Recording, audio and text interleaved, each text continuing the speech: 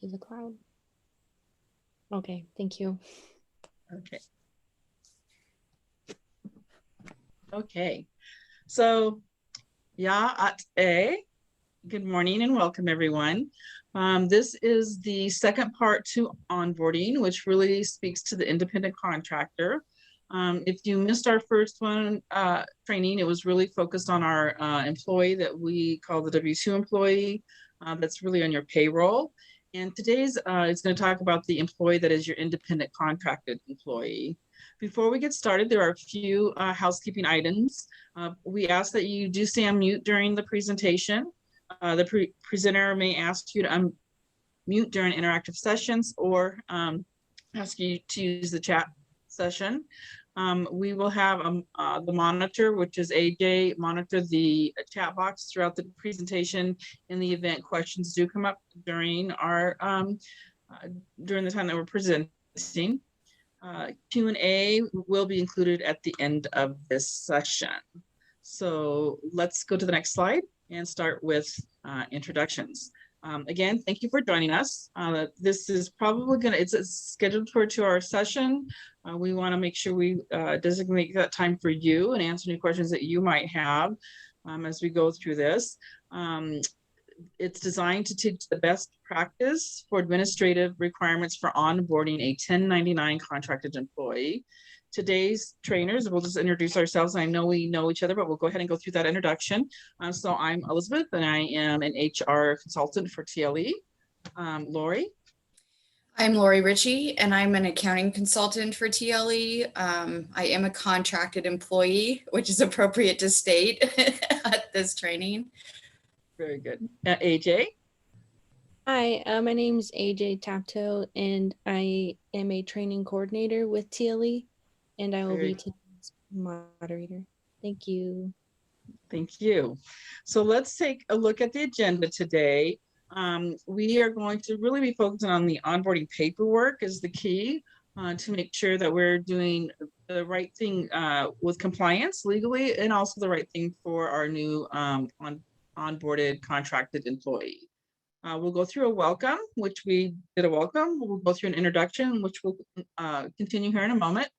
We'll go through the learning objectives. We'll talk about the 1099 independent contracted employee, and we'll do a session review, and we'll end it with some Q&A. It's really important. If you look at the little bubble over in the corner there. Oh, I'm sorry. Go to the next slide. Sorry. Next slide. Thank you. I went to the next slide before you did, AJ, so thank you. If you look at our little bubble there under the agenda, it says, you've made your hiring decision and job offer. Now you need to begin the onboarding process before the new 1099 employee begins to work. You're gonna hear us talk about that a lot today, just like your W-2 employee, payroll employee. Before any work begins, we need to make sure that we are doing the right thing and getting the onboarding paperwork completed.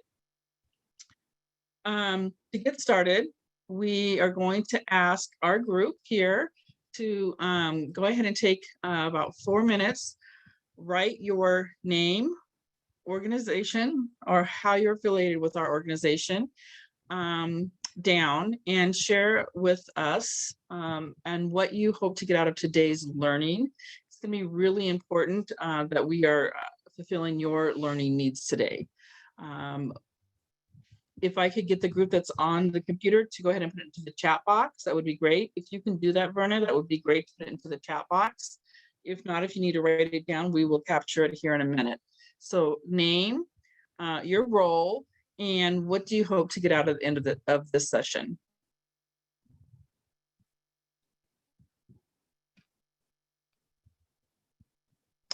Any questions?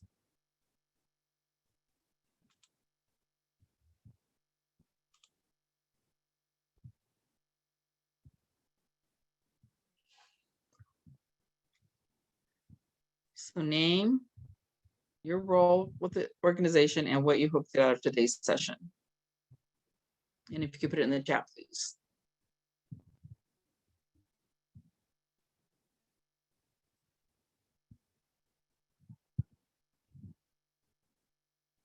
Oh, good. Thanks, Vern. I see that you can start adding in there. Nice.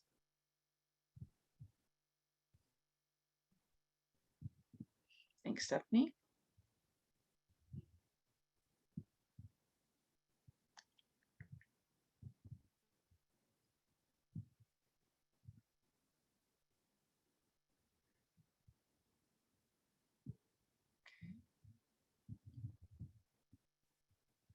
All right, good.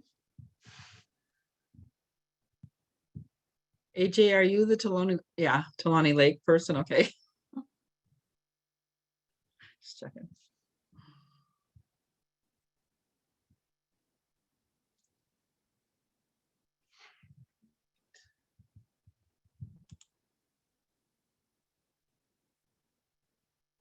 Give a couple more minutes.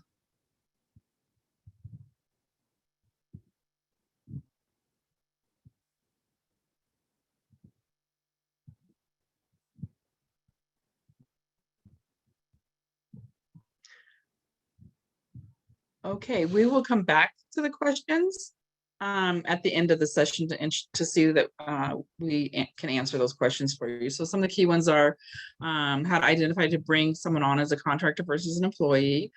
There's still some, that's still gray. So we will, hopefully you'll be able to answer most of those questions today. If you don't, make sure that you have Laurie and I here to do that. Understand how the contract process works. Hope to answer that question for you today as well. Learn more about the paperwork that goes along with contractual work.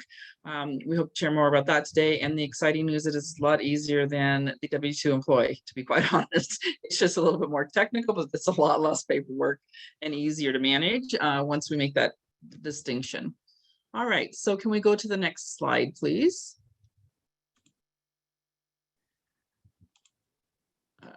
Okay,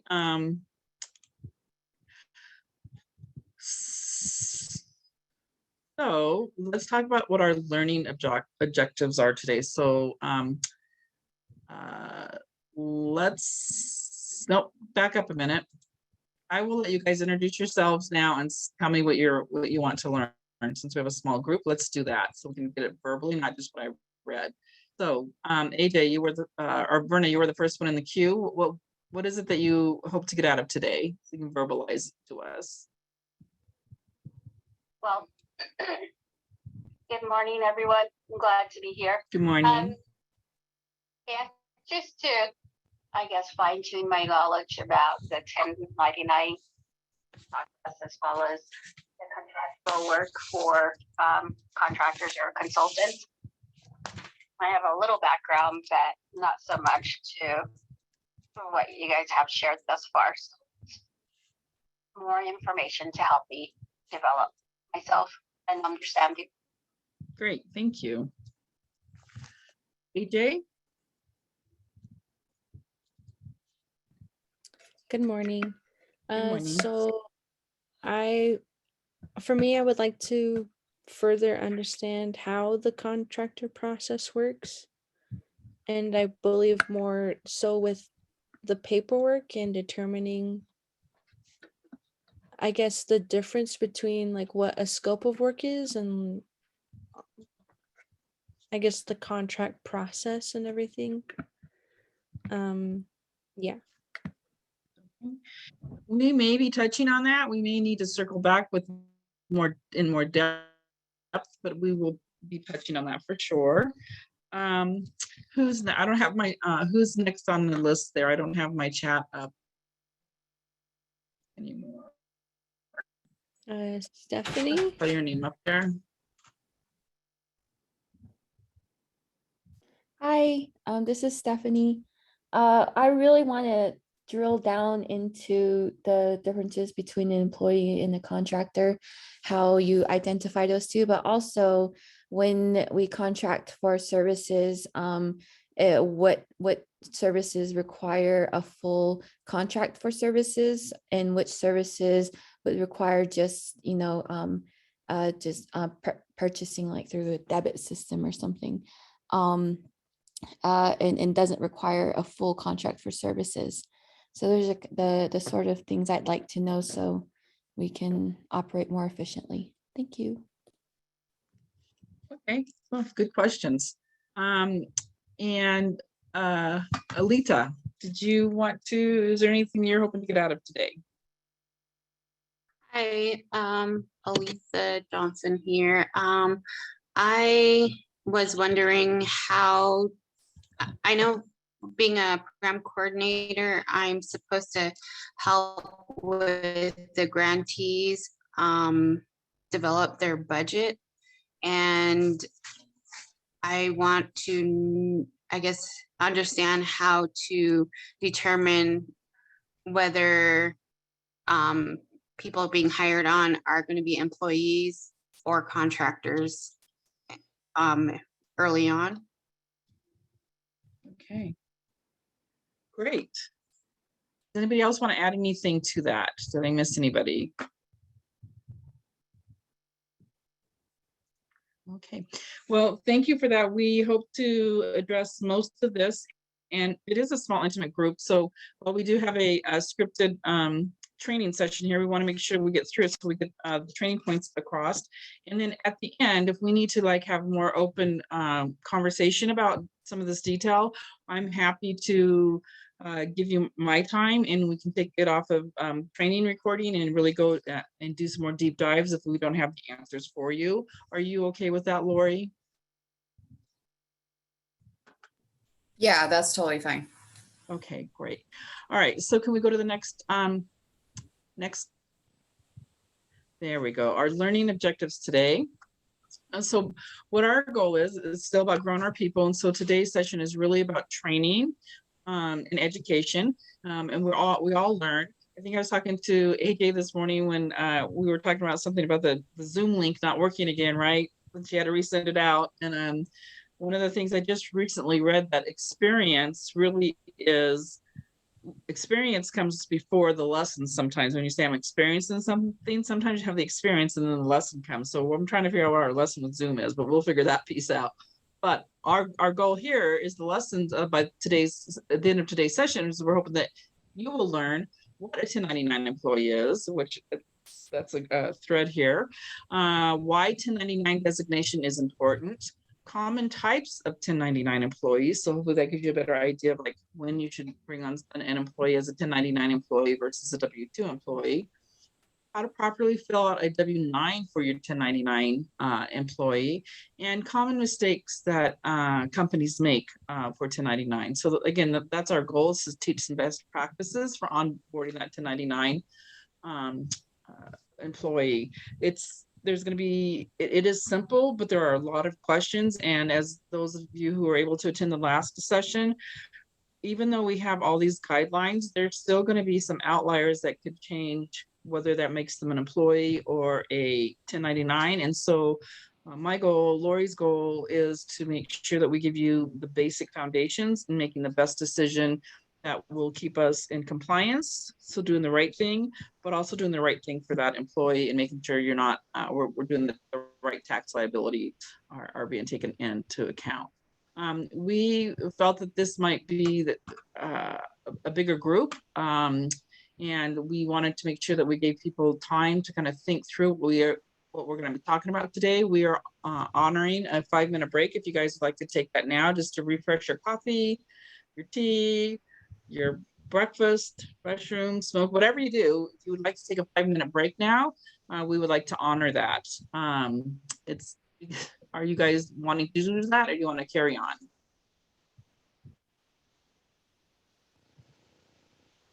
I think I'm good. Carry on. Consensus, Verna?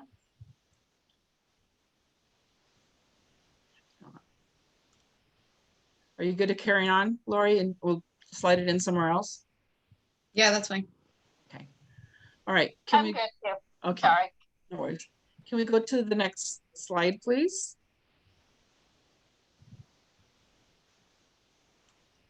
Okay. What is a 1099 employee contractor? So I think one of the biggest things that we're going to talk about is the idea that you've created your hiring plan, and this kind of speaks to what you said, Aletha. We're not going to go into that depth at this point, but so if you've created your hiring plan and you have identified that you're going to bring on a contractor to employ for your job. So we're going to start at that point. Doesn't mean we won't go back and talk about the other points, but from here on, for this the purpose of this training, we're going to talk about what a 1099 employee, contracted employee is. I know we use the word employee, so you can employ an independent contractor, employ a part-time employee to fill a job. But we want to talk about what a contracted employee is, or also known as a 1099 employee, which we filled the W-9 for. Can we go to the next slide, please?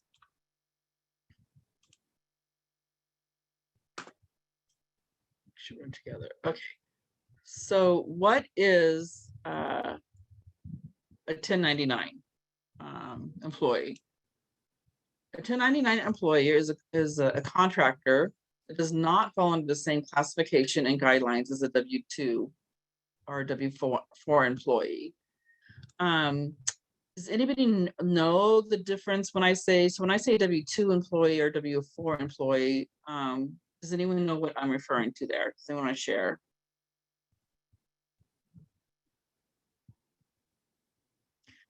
So and that's okay if you don't. So a W-2 or W-4 employees, the W-4 is what we have our new hires fill out when we are going to have them do payroll. And that's what we worked on our first session. And they will get their W-2 at the end of the year. So when we say a W-2 employee, when we're talking taxes, that's a W-2 employee. When I say a 1099 employee, it's typically somebody that we've contracted, whether it's a company or a person that we've contracted to do work for us, and they would then need to fill out a W-9. The W-9 employee is what we're going to talk about today. All right, and they're the ones that we need to fill out a 1099 employees that we're going to talk about today, and they need to fill out the W-9 form. The employee works under their own guidance.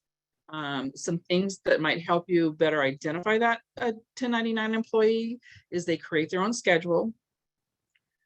They use their own tools. They can refuse certain work. They can use own methodology to finish the assignment. And they collaborate and agree on scope of work to be accomplished. So if you think about the employees that you have working currently that are under contract, or that you might bring under contract, who can you think of in your current situation that would fall under this employee contractor rule?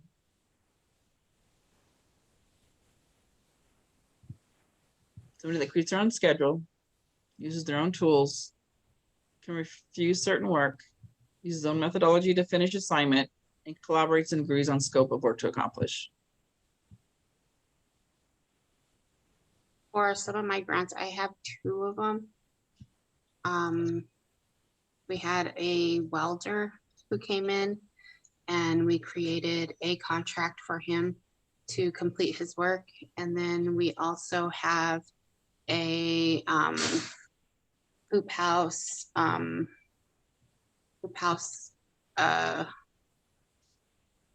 called like someone who's just overseeing the grounds, our groundskeeper or whatever, to water the plants. And we have a contract set for him as well, to where he has certain hours and certain time frame during the week to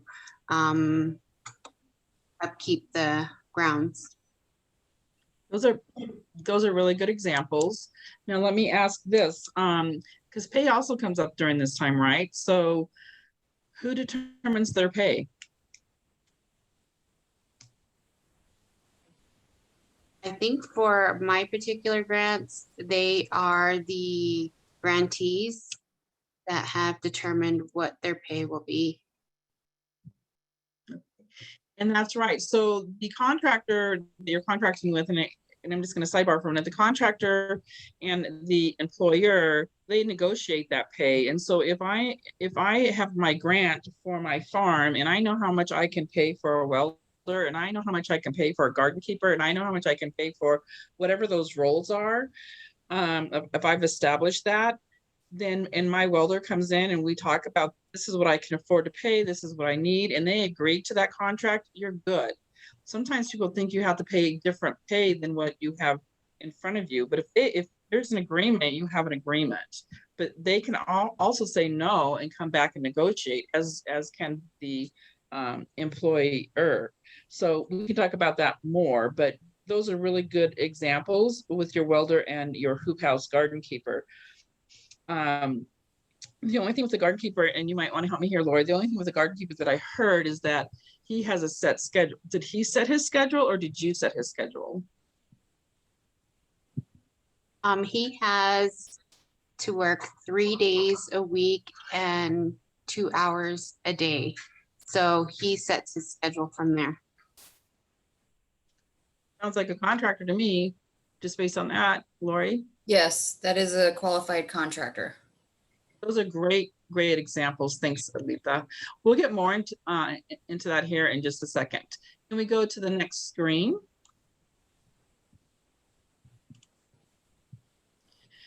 We talked about this one again during the W-2 employee versus the 1099.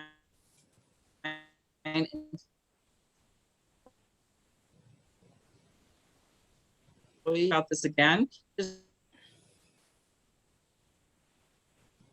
You're breaking up, Elizabeth. Me now? Yes. Okay. So we felt that these, when we talked with the when our last session, we used this chart because there are 3 key behaviors that can really help in determining whether you have a W-2 employee or whether you have a 1099 employee. Behaviors are the behavior control, financial control, and the type of relationship. Those are the 3 control factors, excuse me, not behavior factors, but control factors that really can help you determine whether you should have somebody come on board as a contractor or whether you should have somebody come on board as an employee. And Alita, those 2 are great examples that you gave us. So again, your W-2 employee, they have set hours and guidelines in completing the job. Where you have your gardener, you said that we need 3 days, 2 hours, so they're setting their own. So we would definitely jump down into, they set their own hours and decide how the project should be completed. So you've given them that freedom. You've just given them the scope that this is what needs to get done. So great example, thank you. Financial control, a guaranteed wage or salary and payroll taxes are withheld. So as an employer, if you are my W-2, like as we shared in the first training, we're going to hope we pay our % of taxes for that employee. So there's extra work that we do as an employer, plus taxes are held from that employee's check as well. So there's more financial control that we have over that employee. When we have that 1099 employee, which we're talking about today, we either pay that flat fee for the project or hours, whatever we've negotiated in that contract. But that employee, or excuse me, that 1099 contracted employee is responsible for their earnings. And that's where that W-9 comes in that they need to fill out, because at the end of the year, we will need to be sending them a 1099. And then the type of relationship that you have with that employee, whether it's a hourly or whether it's an employee that is a W-2 employee, or whether it's an employee that is a contracted employee, is that your W-2 can either be full-time, part-time, temporary. So you can certainly work with them and you really guide them, and they have benefits, and there's, whatever the company offers, they can do all of that. They work for the company directly. The contractor is typically contracted for a set period of time, a number of projects. And again, their relationship is different. They have goals and objectives to meet. Again, that's negotiated, but they do it on their time and how they see fit to get it done. Any questions on this one? Because again, we talked about it when we talked about the W-2 employee on the first session. We really want to talk about the 1099 employee this time. And again, I really liked your 2 examples, Alita. Those are great examples. Anybody have any questions or thoughts or feedback or anything churning as it relates to identifying at this level the difference between W-2 employee and a 1099 employee.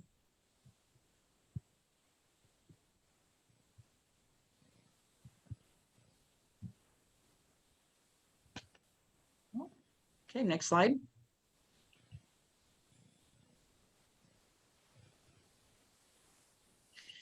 So again, this is just a quote from the IRS to keep in mind that there's no magic or set number of factors that makes the worker an employee or an independent contractor, and no one factor stands alone in making this determination.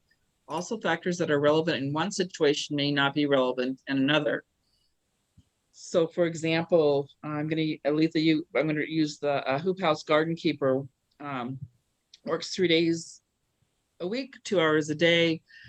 That person could easily be an employee simply by like saying, okay, these are the days you're going to work. These are the hours. We're going to have you fill out a W-2. And you need, clock it in and clock it out. And we're going to pay the taxes for you. Versus they can certainly be a contractor because you're giving them the flexibility of which 3 days and which 2 hours. So that's an example of one that can either flex either or way. Again, based on the relationship we have with them. So again, today we will be sharing best practices to identify onboarding for 1099 employees and contractors. Does anybody have any, that was a review, but does anybody have any questions on the review from the from last session?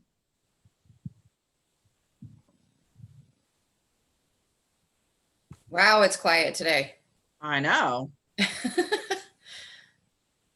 Okay. Do you want to take over why designation is important, Laurie? Yeah, actually, I'm going to state a 5-minute break because we're going to get in deep now, and I don't want to take a break in the middle of that. So why don't we take a 5-minute break and come back at 11:42? Sound good? Perfect. Okay. See you in a minute. See you.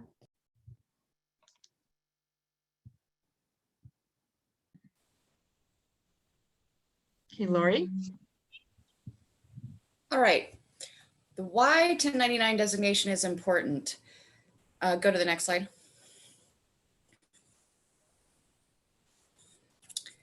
For the 1099 employee, the benefit is if they're filing taxes under their business or as an individual, they can report their income to offset their expenses through their tax return. So it's basically lessening their self-employment tax by doing this, and to accommodate all their expenses that they're using, whether it be minimal expenses, even like cell phone bills, and if they run their business out of their house, they can write off their internet and other little expenses out of their home. So most small business sole proprietorships like to be a 1099 employee for this reason. For the company, it helps the company out by lessening the tax burdens for payroll, and you're not having to provide major tools, supplies that a service provider is usually using while they're doing service work. For administrative work, you're just pretty much reducing your payroll tax burden by hiring them on as a 1099 contractor. Next slide, please. Common 1099 classifications. So this is where we get down the breakdown of who actually qualifies as a 1099 employee. I don't like using the word employee. I like using the word contractor. I think using the word employee causes confusion. So 1099 contractor is probably a better, less confusing word to use. So these are the classifications that qualify somebody as as a 1099 contractor. So any independent contractor, an independent contractor are modified service workers. So like for me, I offer accounting services, basic. I offer consulting. So I have my own business and I contract with somebody as their consultant. Therefore, I qualify as an independent contractor. I set my own hours. I set up a scope of work that I can offer to my client to benefit their business. Freelancers, this comes in as a lot of writers, editors, people that do minimal services. They're usually on a smaller scope of time than an independent contractor, and it's for one set job. Gig workers, same thing. Gig worker is probably considered close to a freelancer.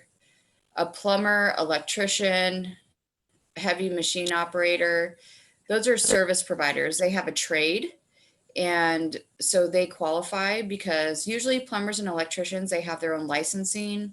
Heavy machine operators, they carry CDLs. So that would qualify them as an independent contractor. Tax consultants, same thing. That's kind of around my role as well. Teachers and tutors, they're offering specific services to students, and that's kind of their consulting fee. So do you have any questions on that? Anybody have any questions?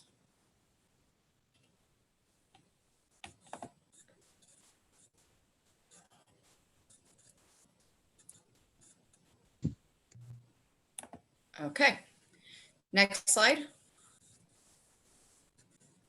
Onboarding your 1099 employee.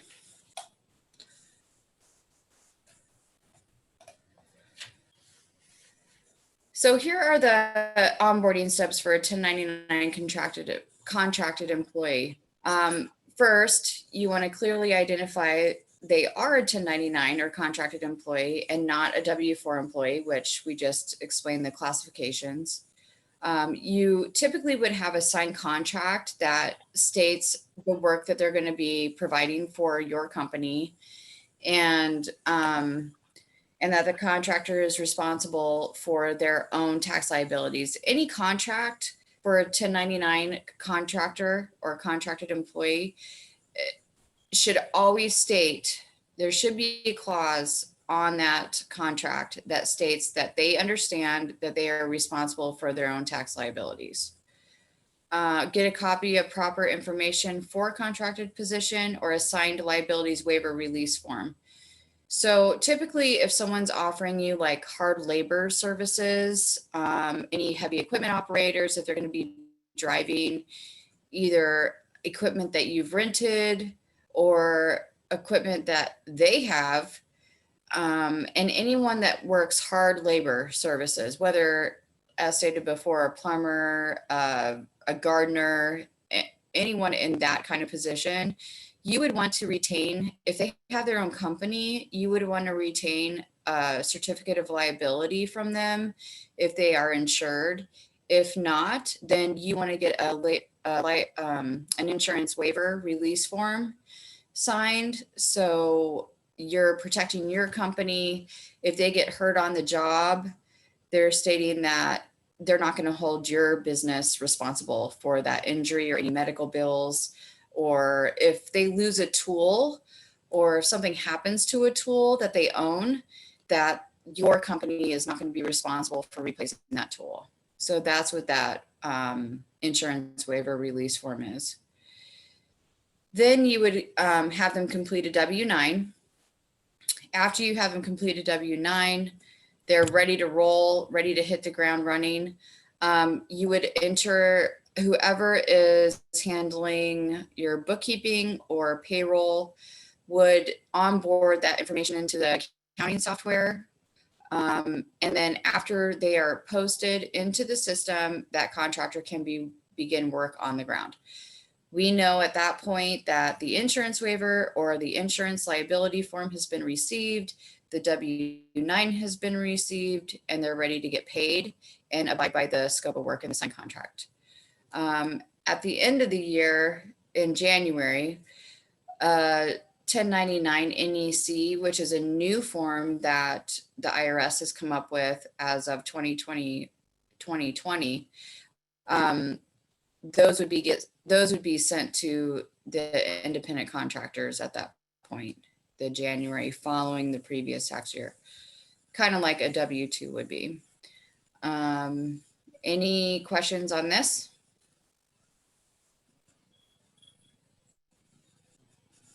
Next slide. I guess I got a question. Yes. I think I'm missing your slides. I don't know what happened to the slides. Has everybody else got that?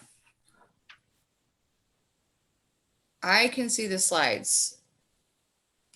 I can Is see the everyone slides. else? I can see the slides. So I do have a question, Lori. Yes. As an example, under our CARES Act for the back to the previous discussion under the liability waivers, we had an instance where we had contracted with a well driller, a major contract in upwards of like $800,000, I think, and they were tasked with getting in the designing the wells, drilling sites, casing, drilling, and so on and so forth. They did work with a couple of community members outside of our understanding. Like, we didn't know what the agreement was between the well drillers who were not located on Navajo. They were in a different part of Arizona, but they worked on Navajo, and local community members who would haul water for them for the drilling purposes. And that those local community members who are located on Navajo ended up getting their tank or their trailer ruined because of all of that water hauling. And the initial amounts were about $5,000, the initial idea of how much it would cost to repair the trailer. And so that was something that was not under our approval or under our understanding what was happening. And so they came to us about that. And I don't think we had a waiver form because, again, we didn't know that that's what was happening. So what we ended up doing, and they did cause a big uproar. These were community members who do have some connections in the broader communities, and so it did cause us a little bit of a delay in other parts of the project. So I guess in that instance, what we ended up doing was we went back to the well driller and asked him to go ahead and figure out how to pay for the repairs of, because it was under, it was their negotiations that were happening. But is there a way that we could have circumvented that situation on our end through our contract with the well drillers? Is this a big company, or what's the status of the company? It's a small business. It's not a huge corporation. It is a small business, but they are well-established well drillers. Where are they out of? Yeah, I think Prescott. Okay, I'm pretty sure they probably had insurance. Yeah, they definitely had insurance, and so that's why we asked them to move forward on their end. Yeah. I'm just wondering, when we have situations like that, if that was the best course of action, or if there is a better way to protect ourselves from those types of instances. Did you receive Did you receive a copy of their insured liability form? Because their insurance should have covered that damage. We did not request their general liability.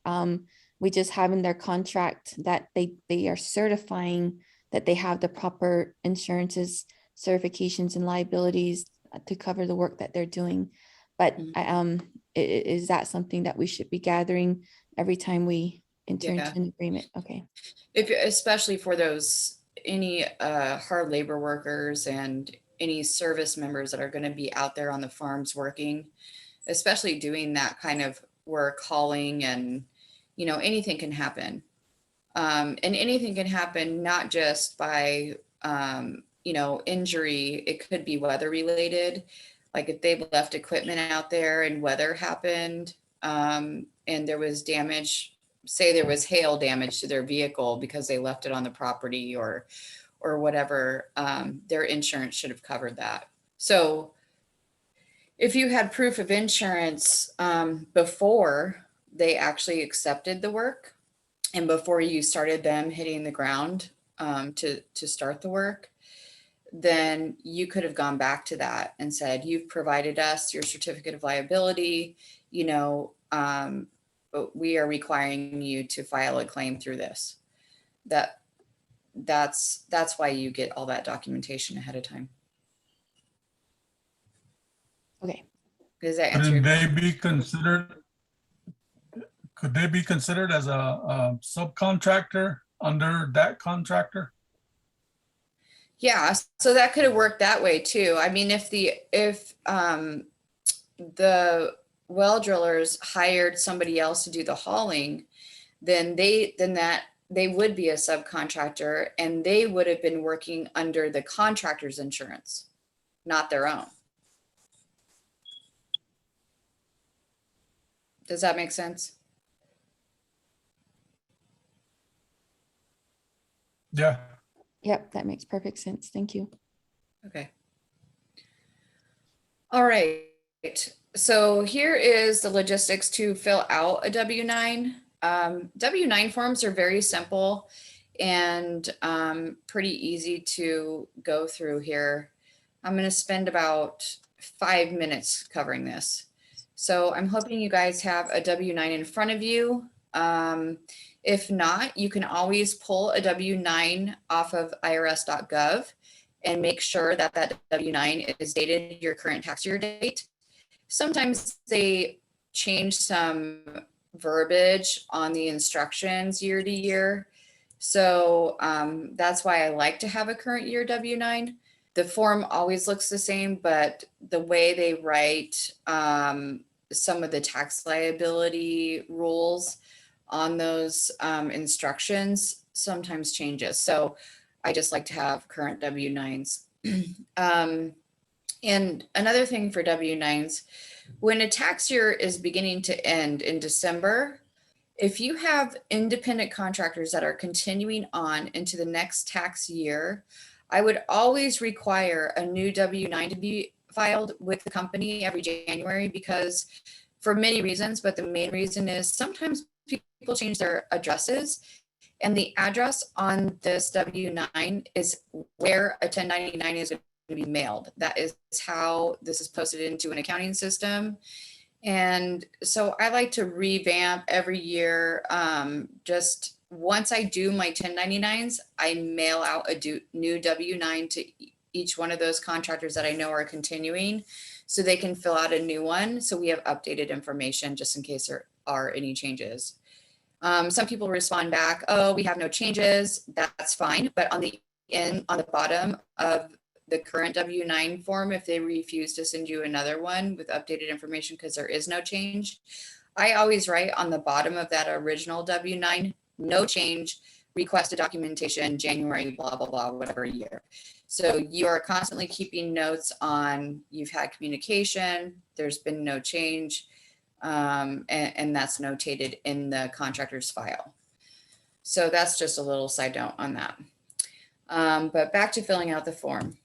So the form is really easy. The line number 1 just says name as shown on filed tax return. So this could be an individual's name, especially for independent contractors. If they are a sole proprietor or just an individual that files a Schedule C on their tax return, they would be filling out this form using their Social Security number and not using a tax ID number. If they are a sole proprietor, which is owned by only them, they're not in a partnership, they are running their business under a DBA or a doing business as name, then you would still write the check out to that individual's name because that's how they're filing their tax return. If there's a social security number tied on this or written on this form, you will always cut the check to that individual's name, not their doing business as name. Otherwise, it causes confusion with the IRS.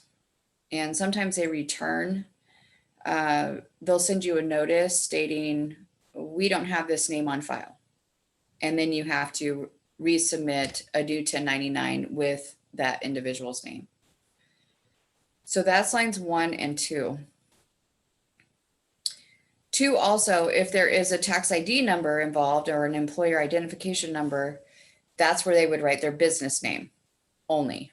No individual name. They would just write their business name on line 2. Okay. Number 3, there are several checkboxes here. And so the first one I just kind of talked about is for an individual owner, which would be just a person's name, a sole proprietorship, which would be a person's name, or a single member LLC. So that would have a business name attached to it as a limited liability company. And that company's name would go on line 2.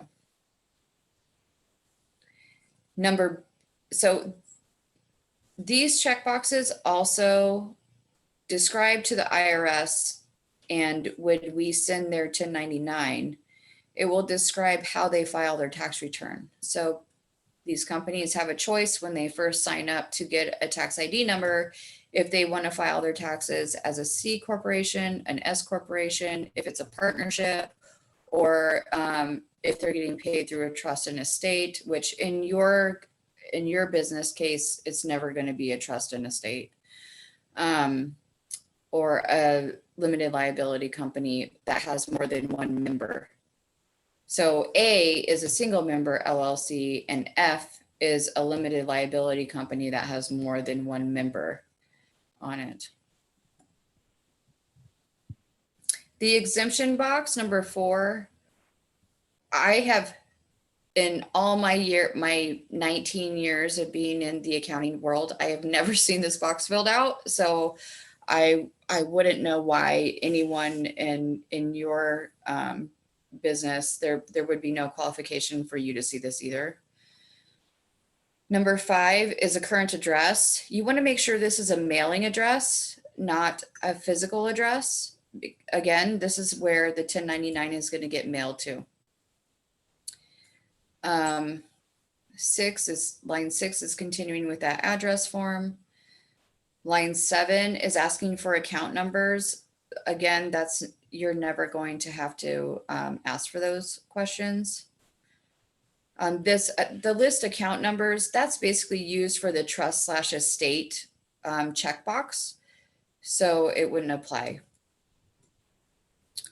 The next box is a requester's name and address. That would be your business name and address. It's optional to write it on here. We know we're holding the paperwork. We know that that we're requesting it. The reason why that's there is if you mail a blank W-9 to one of your service providers, they know where they're sending it back to. That's why that box is there. Part 1 is the taxpayer identification number. Again, the social security number would be for an individual. If someone checkboxed individual,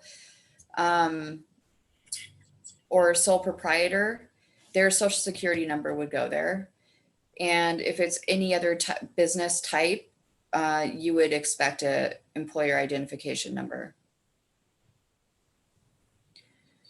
Part 2 is a signature phase. All this is doing is whoever, it can be any person that's a representative, whoever filled this out for that service provider or independent contractor. It doesn't have to necessarily be the owner. It could be an office manager. Anybody that's filling this form out can sign this form attesting that all the information above is correct and how they're reporting their taxes is correct. How it's stated on this form is correct. So you would just ask make sure there's a signature and a date when you receive this form.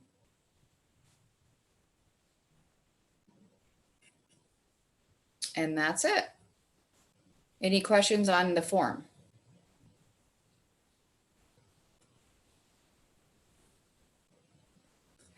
I forgot to state, so when I have the onboarding agent, whoever's posting this into the accounting system, I always have my employees initial the bottom of the form stating that they've reviewed this form, it is legible, it's complete, and it's been posted into the accounting system. Whatever I put in QuickBooks here, but whatever accounting system you're using, I just want that paperwork handler to notate that they are the ones that reviewed it and posted it. I had a question. Yes. What's the difference between this W-9 form and 1099? So the W-9 is what you fill out to show that you're a qualified independent contractor to receive a 1099 at the end of the year for tax purposes, to file with their tax return as an individual. Kind of like as an employee, you would fill out a W-4 to get a W-2 at the end of the year to report on your taxes. Does that answer your question? Okay. Yeah. Okay. Any other questions? Next How slide. do you verify a single member LLC?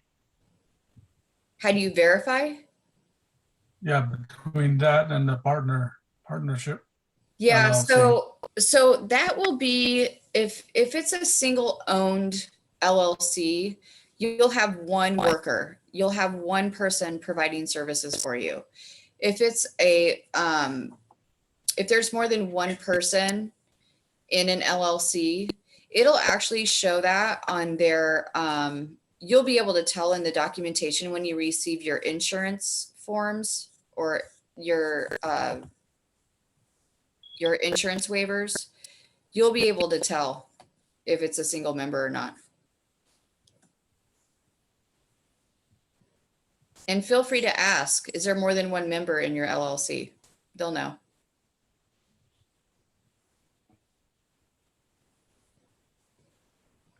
Lori? The reason why I asked that is I have my wife's name in our LLC, Yes. and I was wondering, is that considered as a partner or still a single member? Or what is No, that? if she's listed, like if you have members like a president, vice president, or just members listed for banking purposes, that is not a single member LLC. You are a LLC with more than one member.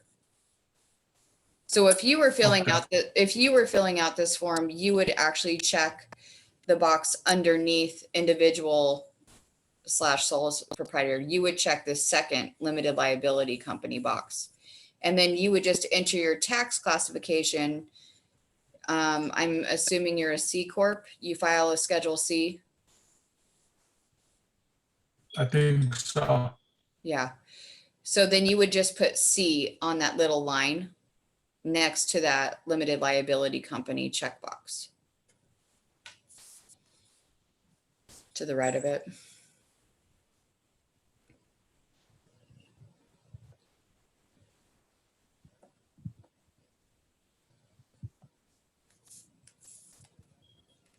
Any other questions?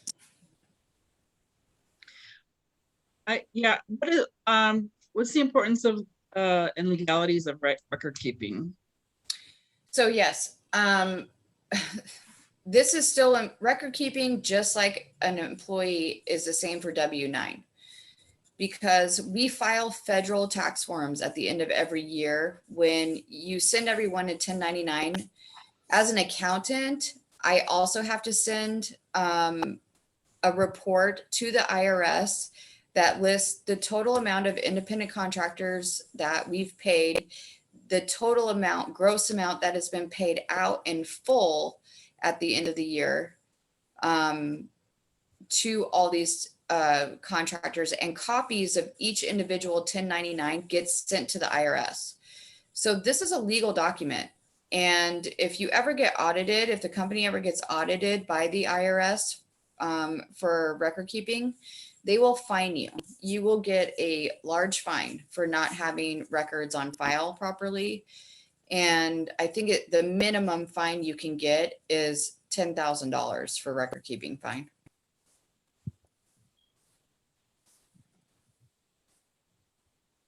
So that's one of the reasons why I like to do this kind of training, is to help protect the company. I mean, that's why we do this, is to protect the companies, and it also protects the taxpayer too. I mean, as a taxpayer, I would want to make sure that the company I'm working for has all my documents, so I don't have to deal with the IRS coming to me asking questions either if you guys get audited, because that's what would happen. If the company gets audited, they don't just go to you, they go to the independent contractors and they start asking questions like, did you receive a 1099? Did you submit a W-9? Did you submit insurance? They ask those questions when you're audited. So to the contractors. So that's why record keeping is important.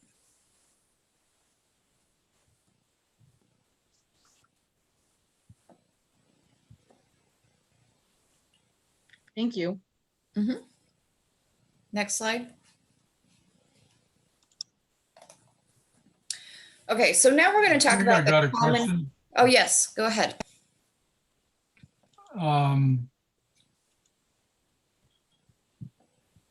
When I do bids for Navajo Nation, I haven't win a bid, but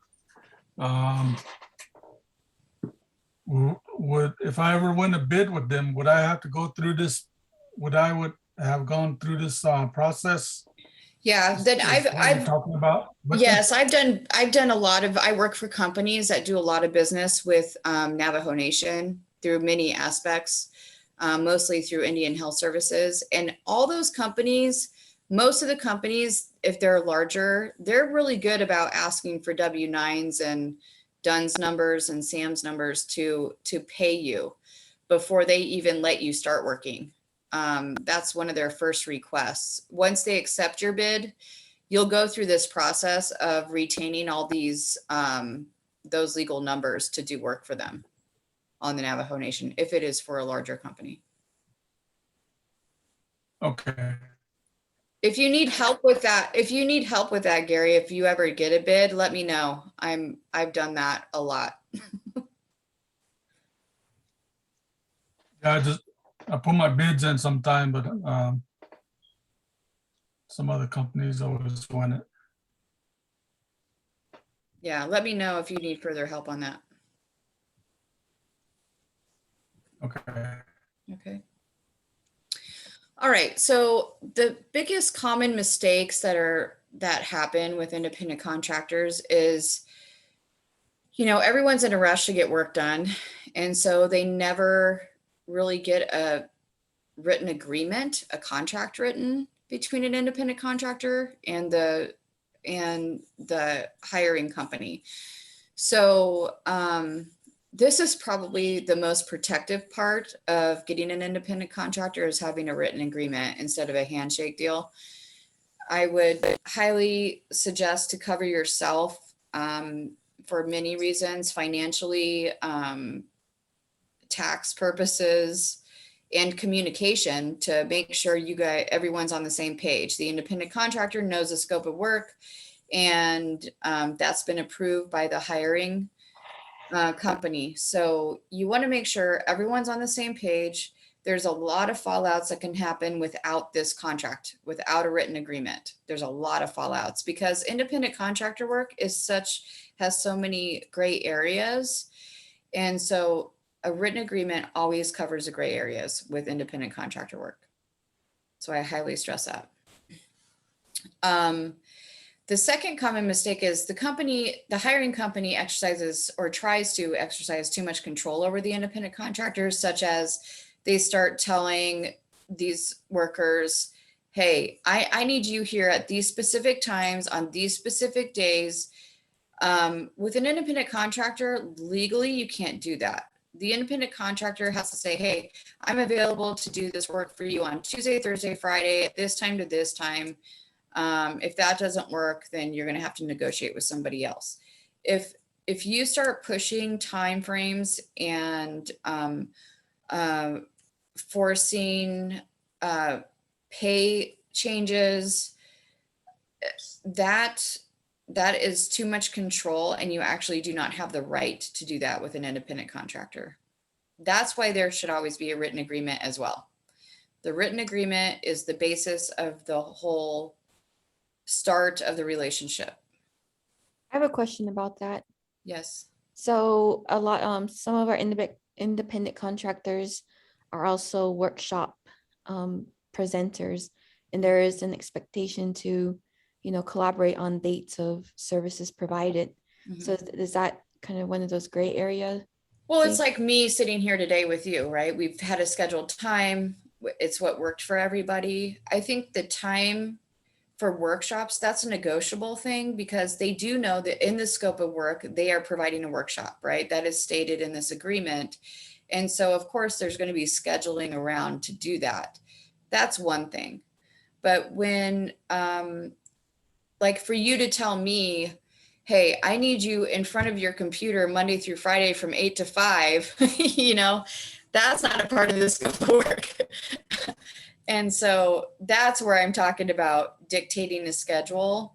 There's one thing about scheduling certain events, okay? But to dictate a schedule, a set work schedule, you cannot do that. That goes outside of that independent contractor scope. Thank you. Mm-hmm. I would take it that to have that kind of control, it would have to be in the written agreement, right? Yeah, I mean, you can say, so for instance, like we had an example earlier about a gardener. Okay, most gardeners in Arizona want to work as early as possible because it's warm, at certain times of year. And so they like to do their work early in the morning, or if there's certain watering times that they have to do, they have to be there at certain times to do that. I would say the time dynamic falls into the scope of work. So if he's a gardener and he has to go water, of course he has to be there Monday, Wednesday, Friday from 5 in the morning to 7 in the morning to water, and the gardener is going to agree to that because he knows that's when the work needs to be done for his contract. So that's just an example of time. Is there any limitations in the written agreement that what can be put into that written agreement? No, as long as it's agreed upon by both parties.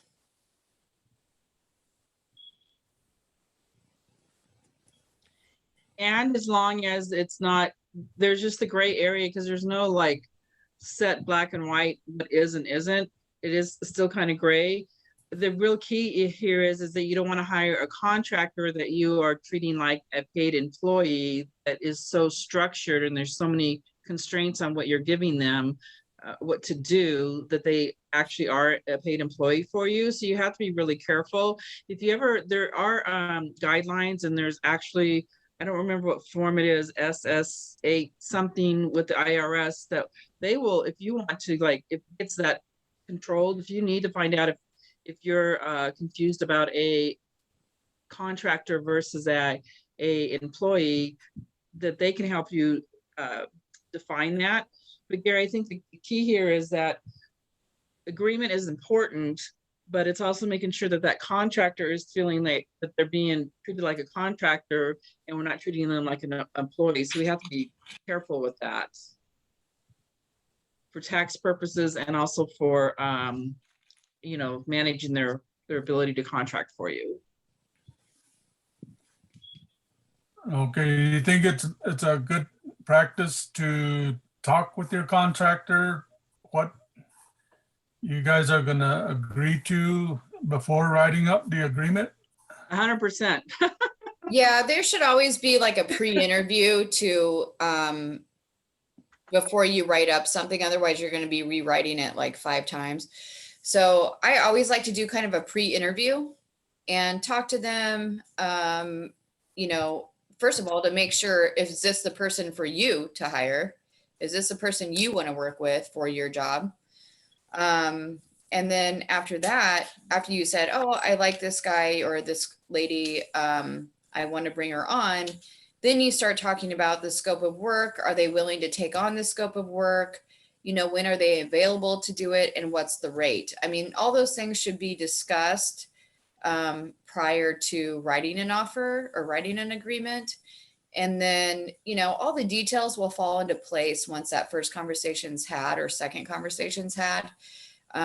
Everything else should fall into place for that agreement.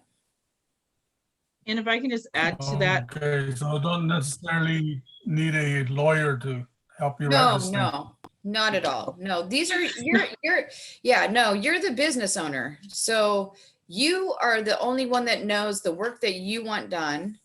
And you are the only one that knows what you can afford. And you are the only one that knows what personalities you want to work with as well. And so I think those are the 3 main things. Is this person qualified to get the work done? Can I afford them? And do I like them? I mean, those are the 3 biggest things in hiring someone to do work for you. Okay, yeah, I just want to make sure we as TLE, we're going about this agreement document. Yeah, and that's why we're doing this. Is why we're doing this, Gary, too, is just to protect the company. I mean, we want to make sure everyone's trained and has knowledge on, you know, the legal side of things and the protection of the company. I mean, that's why we want to do this training. Okay. Okay. All right, so I'm going to go on to the next one. The next common mistake is the contracted employee or the independent contractor has failed to provide a W-9 to the hiring company.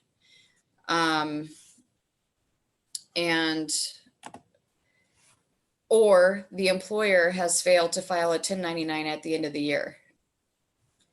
So those are 2 very common things. Either the W-9 wasn't received, they weren't entered into the accounting system properly, therefore they didn't receive a 1099. That is a huge common mistake.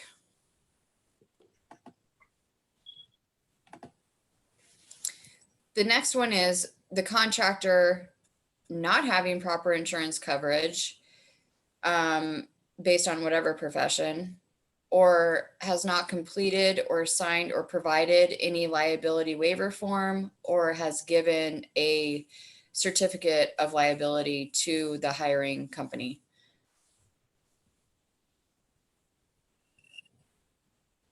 Again, this is for total protection of both parties. As Stephanie stated in her situation that happened there, I mean, a simple waiver or a liability, a proof of liability would have resolved that issue quickly.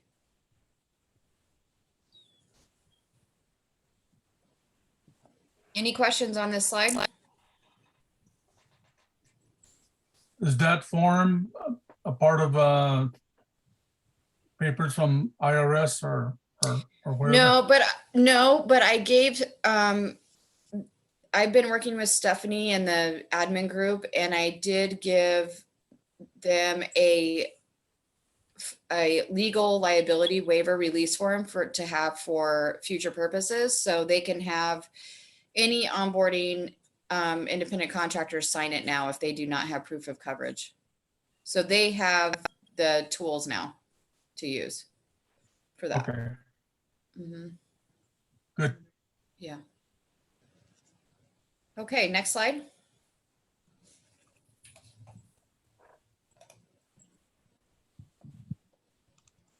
Elizabeth, you want to go with this? sure. A lot of really great questions. We're going to do a quick review, and then we're going to open it up to answer some more in-depth questions that everyone had. I do want to circle back to you, Gary, with the independent contractor. It really is what the organization needs with that scope of work, and you can certainly have deadlines in there. You can certainly say this is the work that we need to have done. So it's absolutely the employer that really guides that. And then it's just like working with the right independent contractor to make sure the work gets done. So it's really it's a more of a collaboration type of work that is at the end of the day. So we talked about a lot of different things. We said by the end of today, you would learn what a 1099 employee is. Can somebody tell me what their version of a 1099 employee is?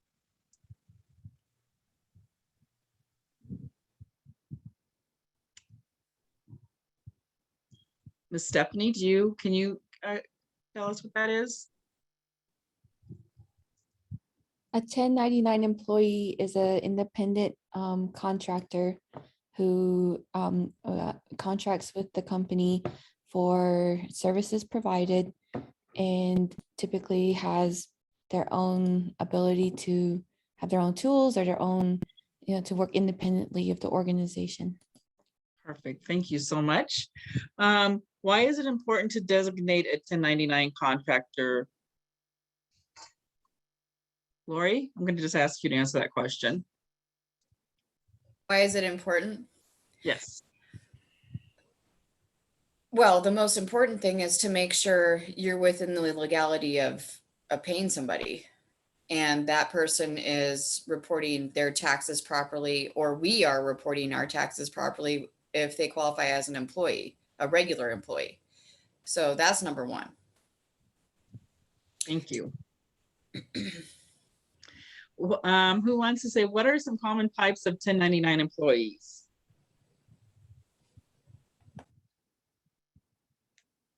A freelancer, Perfect.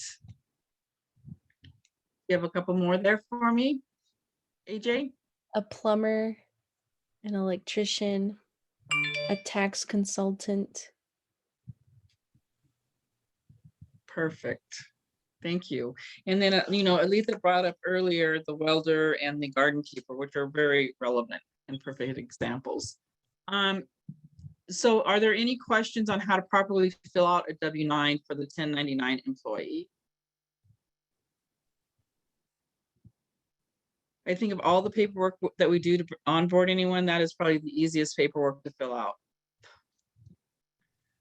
So is there any questions on that? I thought Lori did a really good job, but are there any questions on it? And what's a common mistake that we make in bringing on a 1099 employee?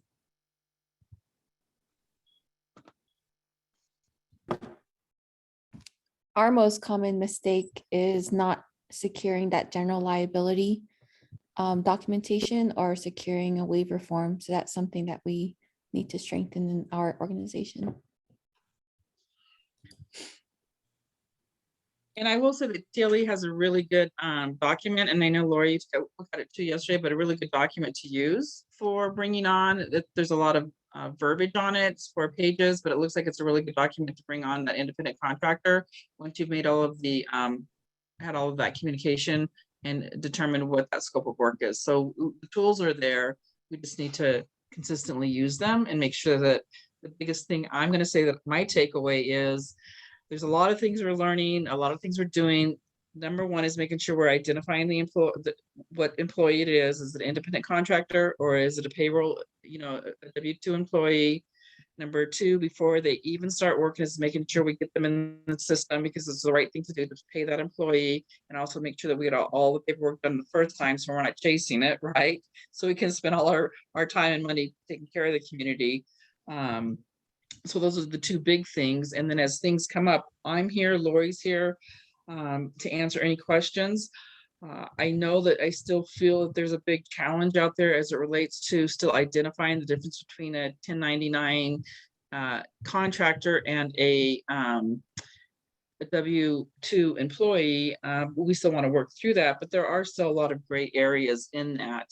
Those were the session review questions. Before we go to Q&A, we would like to just open it up since it's a small group and see if there's anything that's still out there from your questions of earlier today before this started, or just in general about independent contractors that either we can address now, or do we need to do a little bit more? Do we need to broaden some of our training for the group? But before we get into that, there is one other thing I want to mention on the accounting standpoint. So we get all this paperwork, you hire somebody, you get the contract done, you get the insurance, and this person ends up not working out. Okay. So say they only worked like 3 or 4 hours of their contracted time and the payment is under $600. If you pay somebody under $600 that we had set up as an independent contractor, they actually will not qualify for a 1099 at the end of the year. So they only have to report it on their taxes if it's $600 or more.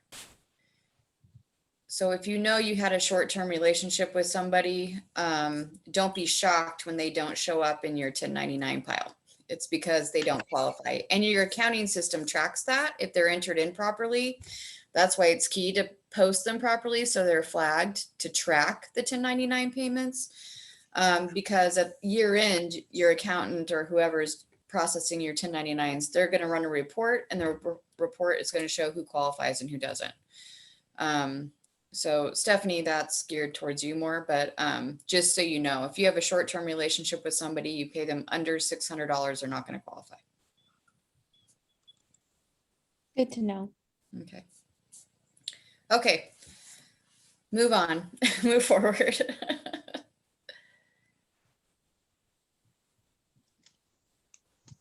Stephanie, were you getting ready to say something? So are there any clarifying questions from the group from this morning? Is there anything that's out there, AJ, that we need to address?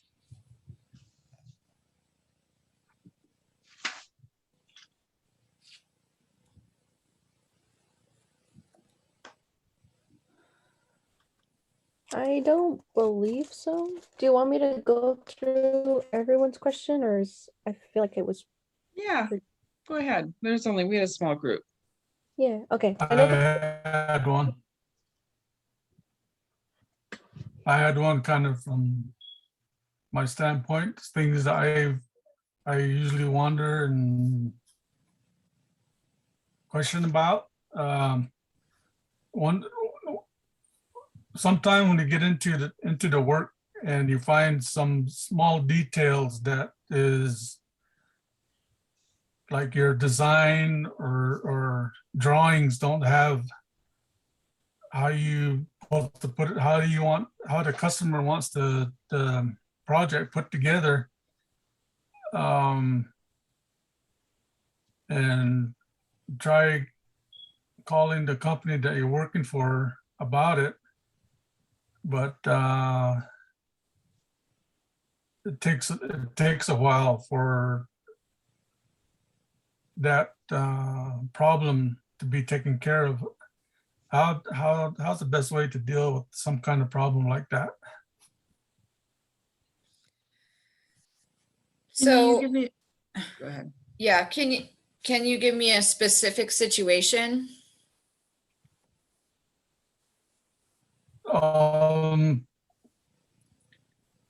Like the contractor is building something and something is not right, and the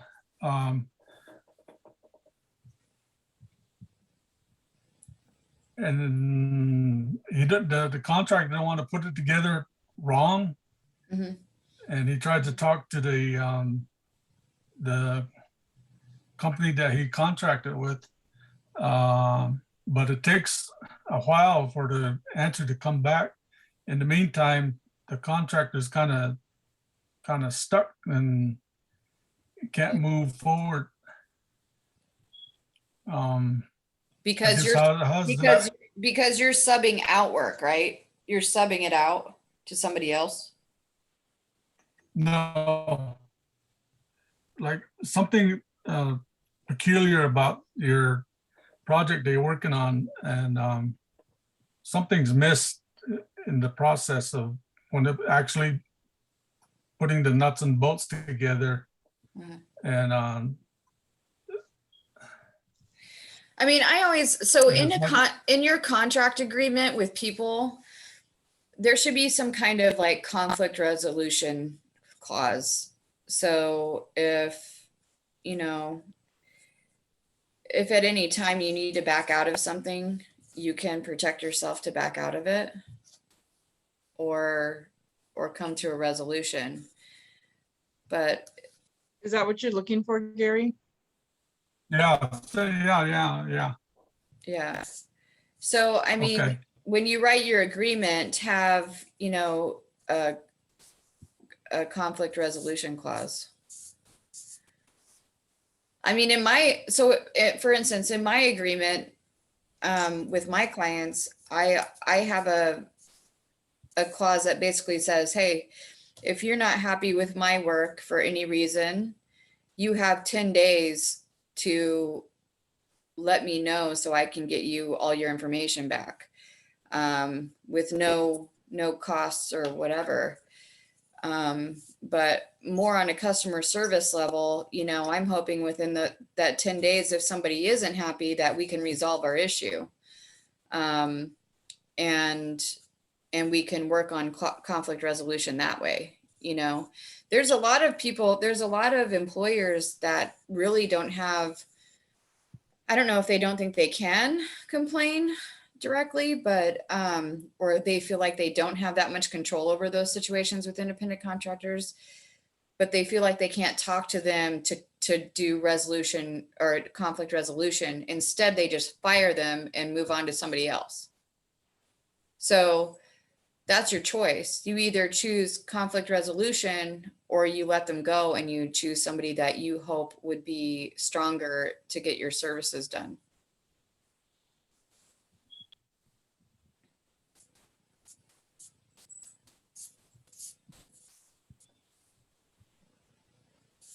Does that help?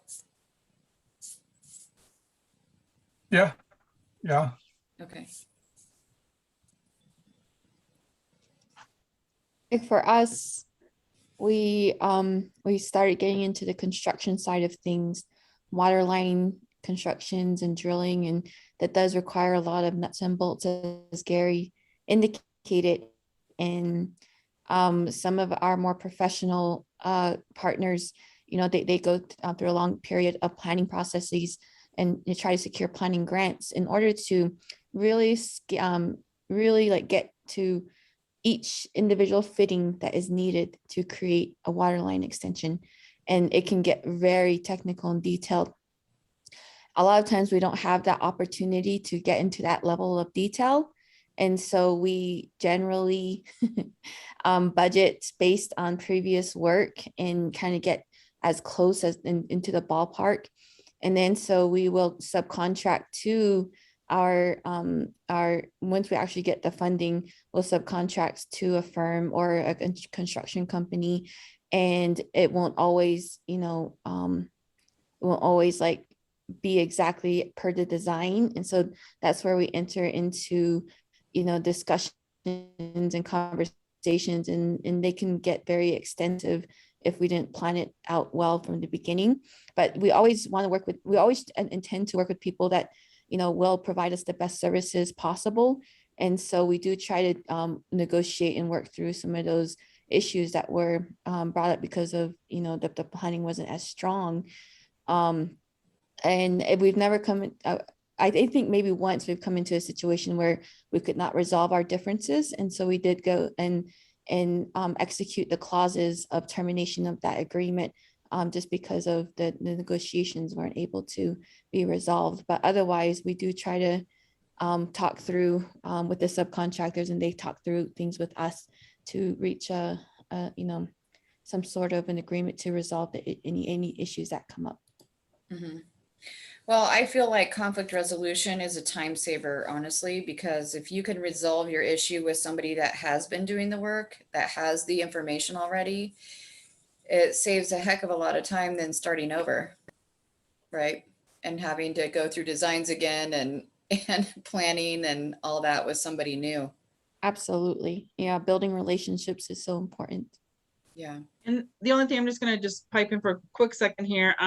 With construction management, sometimes you do have those nuts and bolts, and it's how do you plan in, how do you plan in your budgeting, which is a whole, different conversation. But it's budget planning. You sometimes get to like plan more more money for those what ifs that happen. So that's something to think about too. Yeah, I do. Oh, go ahead. Sorry. you do hold back. No, so that's a really great thing to bring up. Like, we do sometimes come across really, really difficult situations where, like, for instance, when we were trying to drill a well, there was some issues with the casing, and that it kind of disrupted the drilling, and we weren't able to drill as deep as we wanted to, and it delayed the project. And so for things like that, for like a federal construction budget, is it okay to have our subcontractors build in a contingency